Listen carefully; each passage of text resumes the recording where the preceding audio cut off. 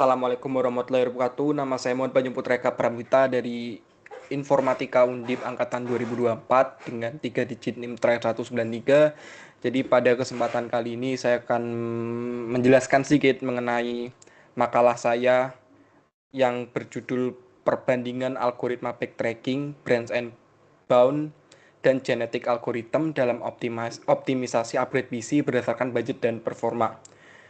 Nah, kita akan masuk ke pendahuluan.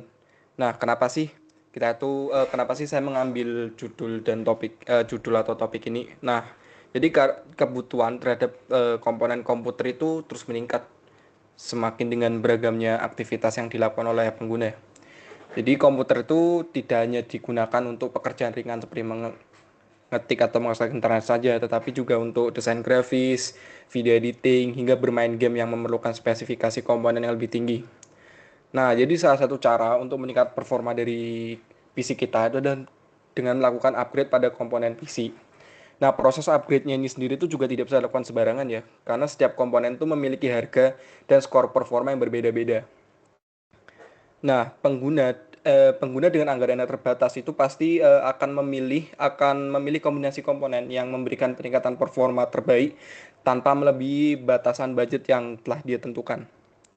Di mana peningkatan performa yang diperoleh melalui pemilihan CPU, GPU, dan RAM itu tuh akan semakin banyak pilihan komponen yang tersedia, maka juga akan semakin banyak kombinasi yang harus dipertimbangkan. Nah, pada permasalahan pemilihan komponen PC ini tuh bisa dipandang juga sebagai persoalan optimisasi kombinasi yang menyerupai permasalahan knapsack, di mana nanti setiap komponen itu memiliki harga sebagai bobot dan juga skor performa itu sebagai nilai yang ingin dicari nilai tertingginya. Nah, untuk menyelesaikan permasalahan ini tadi, sesuai dengan judul saya akan membandingkan 3 algoritma, yaitu algoritma backtracking, branch and bound, dan juga genetic algorithm. Jadi, saya sudah memberikan beberapa batasan masalah untuk topik saya kali ini, di mana itu batasan masalah ini itu agar perbandingan nanti itu tetap berfokus pada algoritma yang digunakan. Dan juga pembahasan itu nanti akan dibatasi pada optimisasi pemilihan komponen upgrade PC, plan budget, dan juga skor performa. Nah, untuk spesifik awal, nanti PC itu akan menggunakan CPU Ryzen 5 3600, GPU GTX 1060, dan RAM 8GB dan konfigurasi 2x4GB. Nah, batasan yang pertama itu komponen yang akan dijadikan variabel optimisasi dalam makalah itu akan dibatasi pada 3 komponen saja, yaitu CPU, GPU, dan juga RAM. Komponen lain seperti motherboard, storage, drive, dan PSU tidak akan dimasukkan dalam proses optimisasi. Nah, untuk motherboard awal yang dipakai itu AM4. Nah, untuk motherboard ini dia tidak akan berubah ya, tidak akan di-upgrade, dia itu menjadi dasar. Jadi untuk nanti pilihan komponen yang ada itu maksudnya dia tuh harus kompatibel dengan soket dari motherboard AM4 ini. Nah, kedua, setiap komponen itu akan didefinisikan menggunakan beberapa atribut seperti nama komponen, kategori, harga, dan juga skor performa. Di mana nanti harga itu akan digunakan sebagai batasan biaya dan skor performa akan digunakan sebagai nilai yang ingin dimaksimalkan. Nanti kombinasi upgrade itu akan diterima jika total harga seluruh komponen yang dipilih itu tidak melebihi budget yang ditentukan. Masuk ke algoritma pertama, yaitu algoritma backtracking. Jadi pada kode ini tuh fungsi backtracking itu akan melakukan pencarian secara rekursif. Kemudian program ini akan memilih komponen dari setiap kategori, kemudian akan menghitung harga sementara dan skor sementara. Nah, bagian penting dari backtracking adalah pengecekan budget, di mana harga sementara jika harga sementara itu sudah melebihi budget, maka pencarian pada cabang tersebut akan langsung dihentikan. Nah, jika kombinasi sudah lengkap, yaitu sudah memilih satu CPU, GPU, dan RAM, maka skor kombinasi itu akan dibandingkan dengan skor terbaik sementara. Dimana jika skornya lebih tinggi, maka kombinasi tersebut akan disimpan sebagai solusi terbaik yang baru.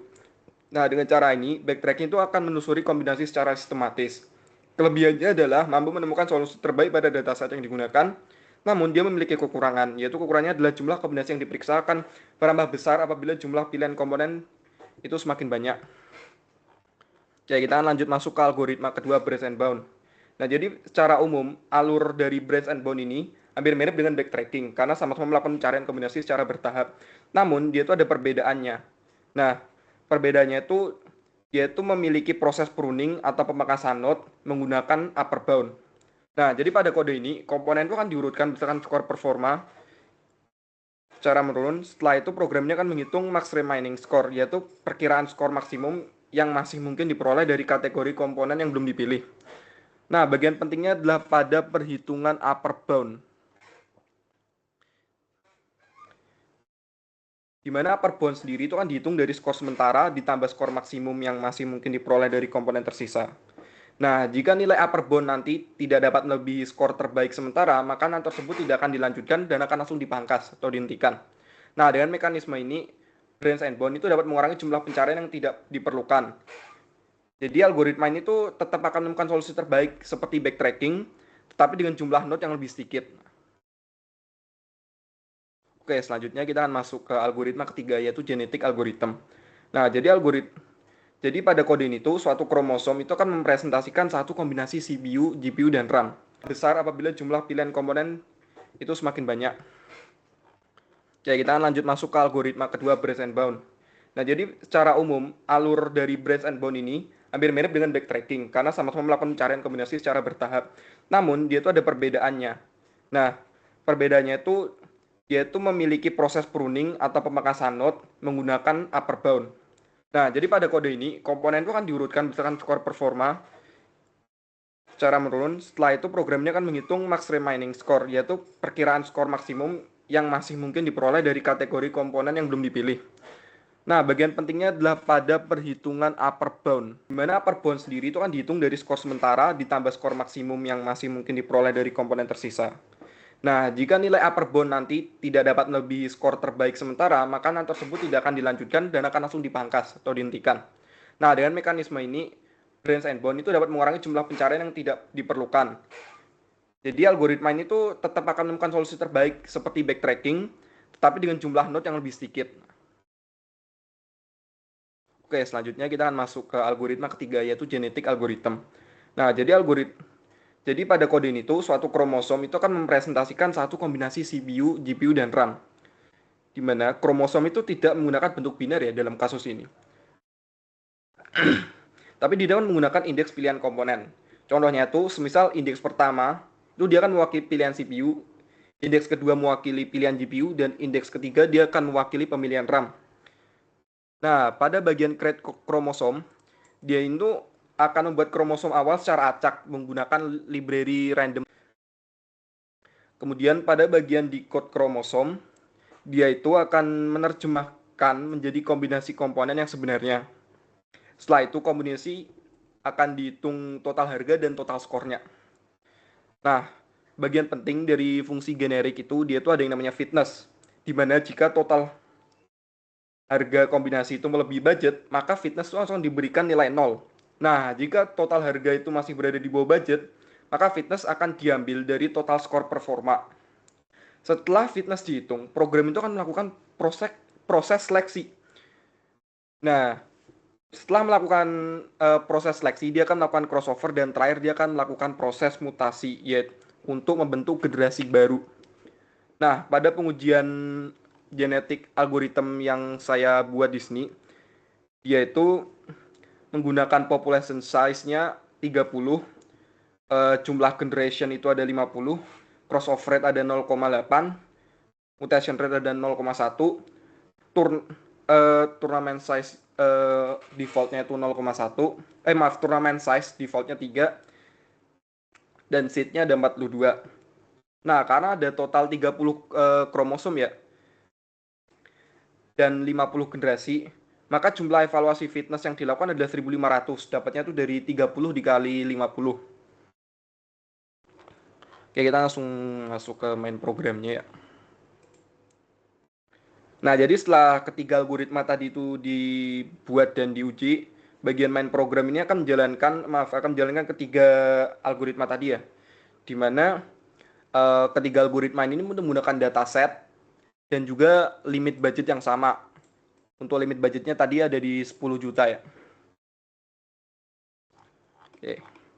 Oke, ini adalah hasil dari dari pengujian ketiga algoritma tadi ya. di mana kita bisa melihat hasil dari pengujian backtracking dan Brains and Bone itu menghasilkan solusi yang sama, yaitu CPU-nya menggunakan Ryzen 7 5800X, GPU-nya menggunakan RTX 3060, dan juga RAM yang dipilih juga sama 16 GB dengan konfigurasi 2x8 GB DDR4. Nah, tapi maaf, dan juga mereka ini menghasilkan skor performa yang sama ya, sebanyak 68.035 dengan total harga yang juga sama di 9.250.000 dan sisa budgetnya juga sama di 750.000. Nah, yang membedakan di sini tuh dia tuh dari beban pencariannya ya, karena tadi di Brains and Bone tuh dia ada proses pruning menggunakan upper bound ya, jadi dia itu akan memangkas node-node yang memang sudah nggak, yang udah sekiranya tidak bisa menjadi kombinasi solusi ya, maka dia akan langsung dipangkas. Itulah yang membuat beban pencarian dari Brains and Bone lebih sedikit.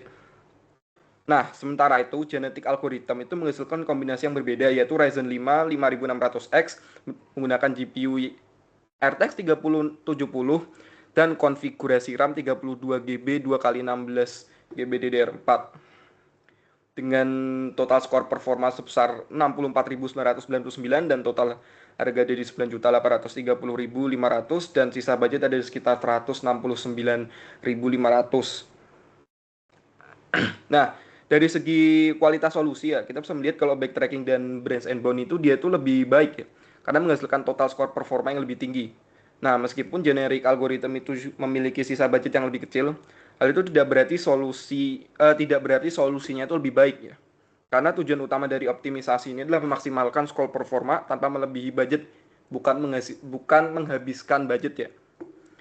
Nah, dari segi efisiensi sendiri, backtracking itu total dia tuh ada memeriksa 150 node dengan waktu eksekusi di sini ada 0,000103 detik, dan untuk Brains and Bone dia memiliki beban pencarian sebanyak 110 dan waktu eksekusi 0,000058. Dan untuk genetic algorithm sendiri dia beban pencariannya itu 1500 dengan waktu eksekusi ada di 0,009688. Nah, berdasarkan hasil ini ya, Brains and Bone itu menjadi algoritma yang paling seimbang pada ujian ini. Itu karena algoritma itu menghasilkan kualitas solusi yang sama dengan backtracking, tetapi dengan beban pencarian dan waktu eksekusi yang lebih kecil. Dimana backtracking itu juga tetap cocok jika digunakan untuk menjadi pembandingnya, karena pencariannya itu sistematis. Nah, sementara itu, pada genetic algorithm, itu dapat jadi alternatif untuk ruang solusi yang lebih besar. Meskipun pada pengujian saya ini, hasilnya itu belum lebih baik dibandingkan dari backtracking dan Brains and Bone. Nah, jadi kesimpulan dari studi kasus upgrade PC ini itu dapat dimodelkan sebagai persoalan optimisasi kombinasi. Dari 3 algoritma yang dibandingkan, Brains and Bone itu memberikan hasil paling seimbang, karena mampu menjaga kualitas solusi sekaligus mengurangi proses pencarian. Sekian penjelasan dari saya, terima kasih.